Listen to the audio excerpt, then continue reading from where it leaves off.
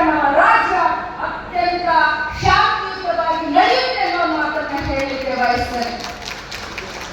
ಬಂಧುಗಳೇ,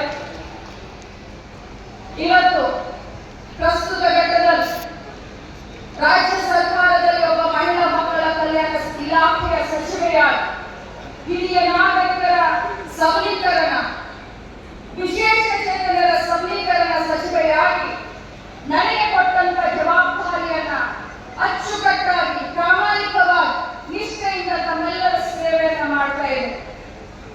ಇವತ್ತು ತಮ್ಮ ಎದುರುಗಡೆ ಹೇಳಬೇಕು ಅಂದ್ರೆ ಬಹಳಷ್ಟು ಹೆಮ್ಮೆ ಅನಿಸುತ್ತೆ. ಕರ್ನಾಟಕ ರಾಜ್ಯದ ಜನಪ್ರಿಯ ಯೋಜನೆಯಾದಂತಹ ಗೃಹಲಕ್ಷ್ಮಿ ಯೋಜನೆ 62,000 ಕೋಟಿ ರೂಪಾಯಿ ಹಣವನ್ನ ಇಲ್ಲಿಯವರೆಗೆ ನನ್ನ ಮಹಿಳೆಯರ ಖಾತೆಗೆ ನಾನು ಹಾಕಿದ್ದೀನಿ ಅಂತಂದ್ರೆ ಇದಕ್ಕಿಂತ ಭಾಗ್ಯ ಯಾರಿಗೆ ಸಿಕ್ಕುತ್ತೋ ಹಿಂದಲೂ ಯಾರಿಗೆ ಸಿಕ್ಕಿರಲಿಲ್ಲ, ಮುಂದೆ ಯಾರಿಗೆ ಸಿಕ್ಕುತ್ತೋ ನನಗೆ ಗೊತ್ತಿಲ್ಲ.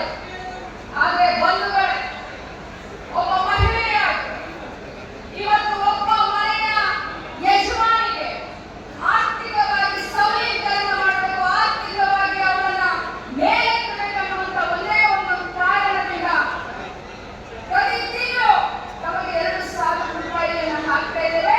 ಇಲ್ಲಿಯವರೆಗೆ 26 ಕಂತುಗಳು ಅಂದ್ರೆ ವೈಯಕ್ತಿಕವಾಗಿ ಒಬ್ಬೊಬ್ಬರಿಗೆ 54,000 ರೂಪಾಯಿಗಳನ್ನು ಒಬ್ಬೊಬ್ಬರಿಗೆ 1,24,00,000 ಮಹಿಳೆಯರಿಗೆ ಒಬ್ಬೊಬ್ಬರಿಗೆ 54,000 ರೂಪಾಯಿಯನ್ನ ಮನೆ ಬಾಗಿಲಿಗೆ ತಲುಪಿಸುವಂತ ಕೆಲಸವನ್ನ ನಾನು ಪ್ರಾಮಾಣಿಕವಾಗಿ ಮಾಡಿದ್ದೇನೆ. ಬಂಧುಗಳೇ, ಕೊನೆಯದಾಗಿ ಒಂದು ಮಾತನ್ನ ಹೇಳ್ತೇನೆ. ಬೇವಿನ ಬೀಜವನ್ನ ಬಿತ್ತಿ ಬೆಲ್ಲದ ಕಟ್ಟೆಯನ್ನ ಕಟ್ಟಿ ಹಾಲು ಜೇನು ತುಪ್ಪದ ಮಳೆಯನ್ನ ಸುರಿಸಿ ಸಿಹಿ ಬೇಕು ಅಂತ ಕೇಳಿದಾಗ ಸಿಹಿ ಸಿಗಲಿಕ್ಕೆ ಸಾಧ್ಯ ಇಲ್ಲ. ಪ್ರೀತಿಯನ್ನ ಹಂಚಿ, ಪ್ರೀತಿಯನ್ನ ಪಡ್ಕೊಳ್ಳಿ. ಪ್ರೀತಿಯೇ ಈ ಜಗತ್ತನ್ನ ಉಳಿಸುತ್ತೆ, ಸಮಾಜವನ್ನ ಉಳಿಸುತ್ತೆ, ಸಮಾಜವನ್ನ ಸುಭದ್ರವಾಗಿ ನಾವೆಲ್ಲರೂ ಕಟ್ಟೋಣ ಅನ್ನುವಂತ ಒಂದು ಮಾತನ್ನ ಹೇಳ್ತಾ, ಮಾನವ ಧರ್ಮಕ್ಕೆ ಜಯವಾಗಿ, ಧರ್ಮದಿಂದಲೇ ದೇಶಕ್ಕೆ ವಿಶ್ವಕ್ಕೆ ಶಾಂತಿ ಅನ್ನುವಂತ ಮಾತನ್ನ ಹೇಳಿ ಈ ಕಾರ್ಯಕ್ರಮಕ್ಕೆ ಬಹಳಷ್ಟು ಸ್ವಾಭಿಮಾನದಿಂದ ಬಂದಿದ್ದೇನೆ. ನಮ್ಮೆಲ್ಲರ ಎದುರುಗಡೆ ಮಾತನಾಡುವಂತ ನನ್ನ ಮನಸ್ಸಿನ ಮಾತನ್ನ ತಮಗೆ ಹೇಳಲಿಕ್ಕೆ ಒಂದು ಅವಕಾಶವನ್ನು ಮಾಡಿಕೊಟ್ಟಂತ ಮಠದ ಶ್ರೀಗಳಿಗೆ ನಾನು ನಮಸ್ಕರಿಸುತ್ತಾ ತಮ್ಮೆಲ್ಲರಿಗೂ ಕೂಡ ವಂದಿಸುತ್ತಾ ನಾವು ನೋಡ್ಲಿಕ್ಕೆ ಇವತ್ತು ಸಿಗುತ್ತೆ. ನಾನು ಬಂದಾಗ ಹೇಳ್ತಾ ಇದ್ದೆ, ಉಪ್ಪಿನಕಂತೆ ಮಠದ ಗುರುಗಳನ್ನ ಕೇಳ್ತಾ ಇದ್ದೆ, ಗುರುಗಳ ಇಷ್ಟೊಂದು ಪ್ರಶಾಂತವಾದಂತ ವಾತಾವರಣ, ಒಂದು ಭಕ್ತಿ ಭಾವನೆ ತಾನಾಗಿಯೇ ಹುಟ್ಟುವಂತ ಒಂದು ಪ್ರಶಾಂತಿಯಲ್ಲಿ ನೈಸರ್ಗಿಕ ಒಂದು ಈ ನಿಸರ್ಗದಲ್ಲಿ ಮಠ ತಲೆ ಎತ್ತಿದೆ.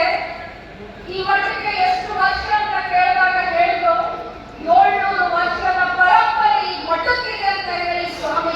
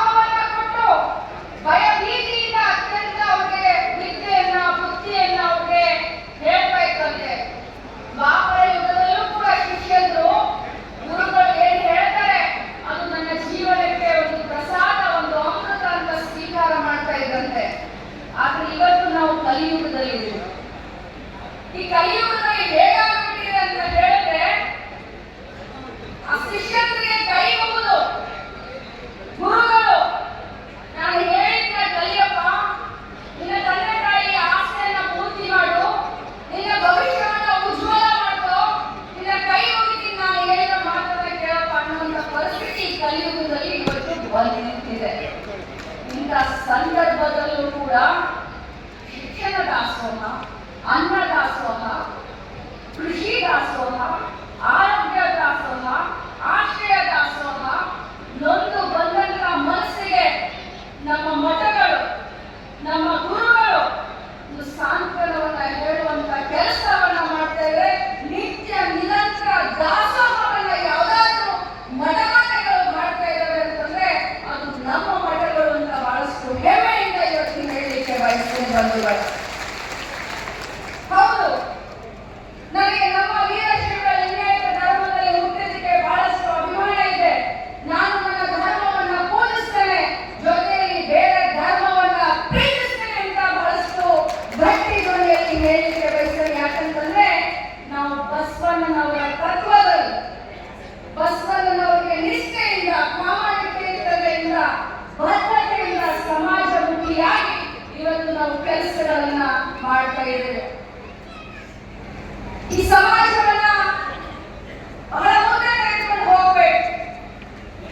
ಸಕಲ ಜೀವರಾಶಿಗಳಲ್ಲಿ ಅತ್ಯಂತ ಶ್ರೇಷ್ಠ ಜೀವರಾಶಿ ಯಾವುದು ಅಂದ್ರೆ ಅದು ಮನುಷ್ಯ ರಾಶಿ.